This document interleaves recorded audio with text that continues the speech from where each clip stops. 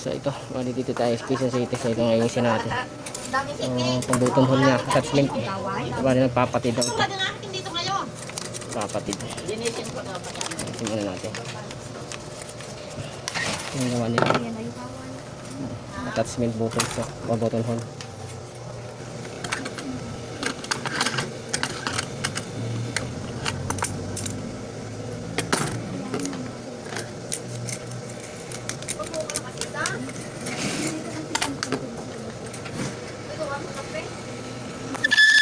Check natin tayo nito. Ang layo ng timingan nito. Dito na sa ibabaw ng hook. Dami tayo timing.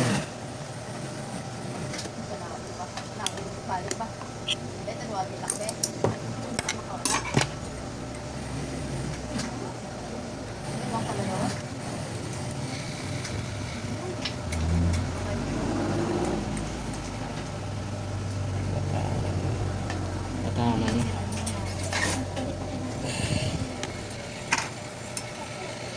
Saan ito?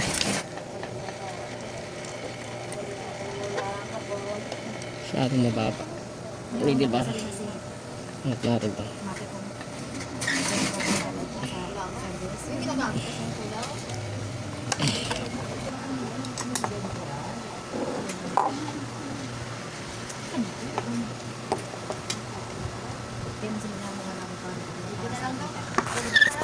Sit-up nito, kailangan tanggalin yung ngipin niya. Ayan, walang ngipin niya. Ayan, dapat sit-up niya. Kung kumanti ka ang mo, ay kapakul mo.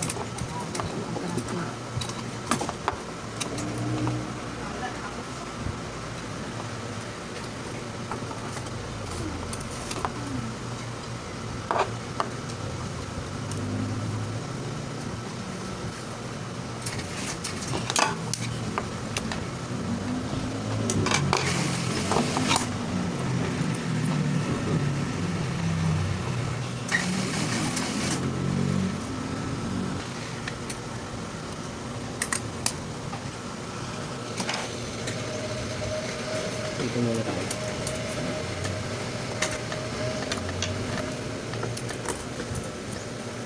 Baba nga. Mababa ka kuya eh.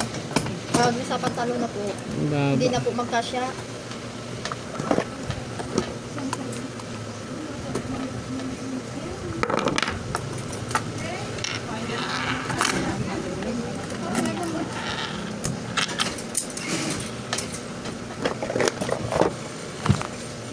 Sige, ano jeans, ano ka ba?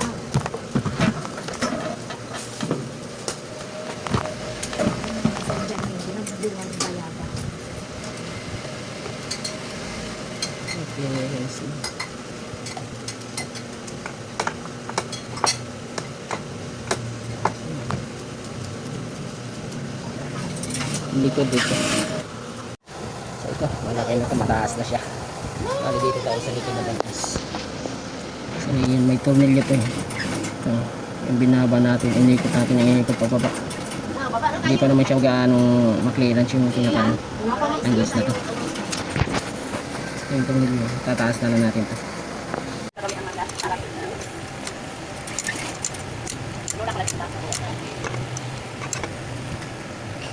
So ganito mag-set up na pag mga ganitong attach button hole. Paandarin nyo na itong mga paandarin ng ganyan. Kahit din sa mga doormat na ganito. Pag nagpapatid, kasi ito lang yung kalaban ng doormat, tsaka yung mga ganito. Ito yung kalaban niya. Kasi walang itong ngipin to rito. Kaya yung problema lagi nila, laging padid, sinulid. Kaya ganitong gawin nyo pag na-set up nyo ng maayos. Subukan yung pandarin na ganyan. Wala nang ubos na sinuli sa ilalim pero hindi siya nagpatid. Ibig sabihin goods na to. Pag pinatahi mo ito ng ganyan, ang goods na. Yan, sinubukan natin siya. Goods na rin.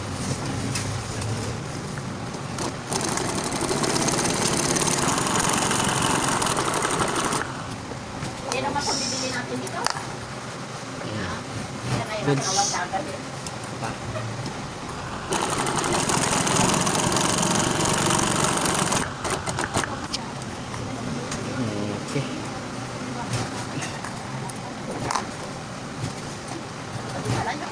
Maganda talaga to pag mga uniform ang gagawin nyo. Bili na lang kayo ng attachment. Ito magandang klase ito. Mukhang made in Japan ito. Magandang klase siya. Kaya kaysa portable ang bibilihin nyo, ito na lang. Bili na lang kayo ng ganito. Maganda pa yan. Tapos ang ilagay nyo, servo. Kaya pag may singit kayo na ganito, doon nyo ilagay.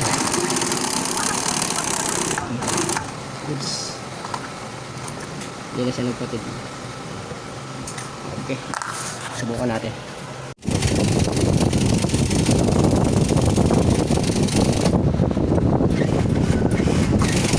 Laki pala ng butas ha. Laki ng butas na yan. Yan yan.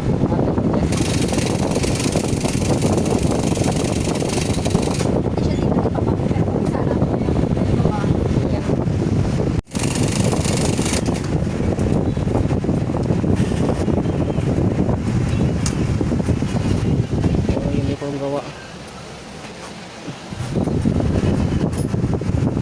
That's it po ito.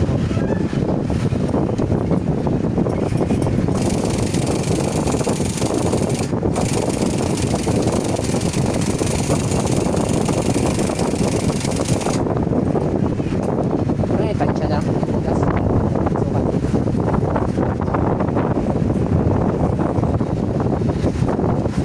Magkano isang butas?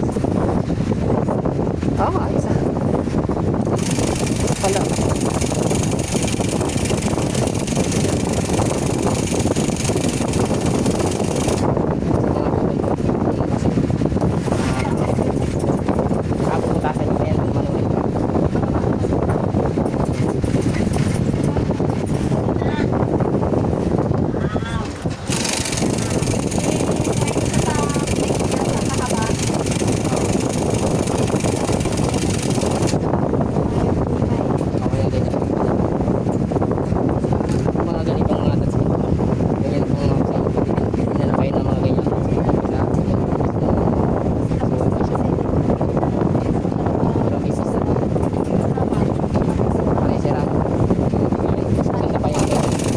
Gano lang naman yung mga 3.5 lang siguro sa Japan niya. 3.5 yan. 4.5. Ay, tatlong klase kasi yan. May Japan, may Indonesia, may China. May Japan na talaga kung nag-ano nila kung paano. Bibigay mo siya yung tatagal. Kaysa bibili kayo ng mga photo. Bibigay kayo ng photo sa mga mahal. Ang operator, hindi masyado gamay.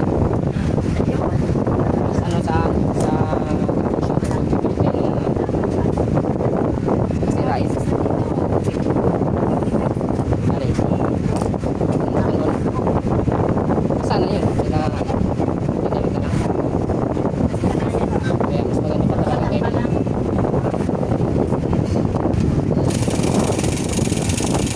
Kaya pa mga buto mo yung snow. Maganda pa kayo mga bago. Kaya nang nakikita ko sa mga magagawa ko. Depende rin yun sa gawa.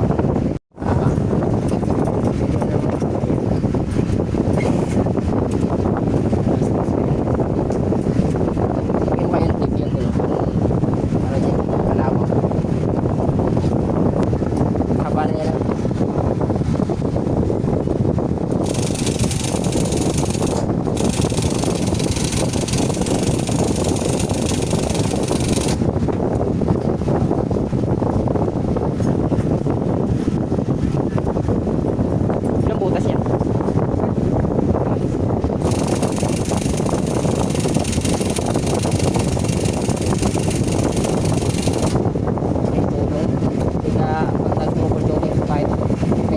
Kayang ano pag mga bubukol talaga naman kayang takap kita kasi ayusin kaya mas maganda pag nakikita na lang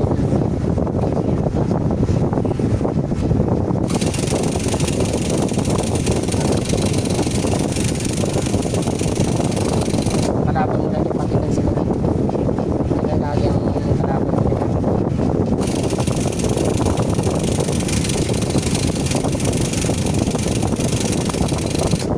asik diba? Hindi katulad ng mabilis naman yung motor ng mabilis kaya lang pag nag-motor mawawa sa kahit na lagi ng kahit pa naman ang kahit na pikahan yung motor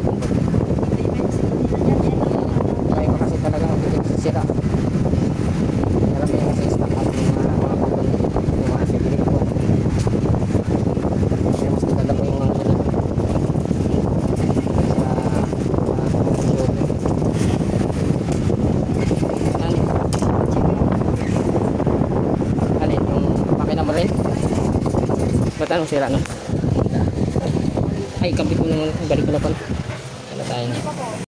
So, ayan, ganyan lang. Pahay ko na sa inyo. Kung gusto nyo ganito talaga, ganito na lang bilhin nyo kaysa bibili kayo ng button hole. Talagang lugi kayo sa troubleshooting kasi mas mahal pa yung bayad sa paggawa ng mechanic nyo yun. Kaya mas maganda talaga itong attachment nyo lang.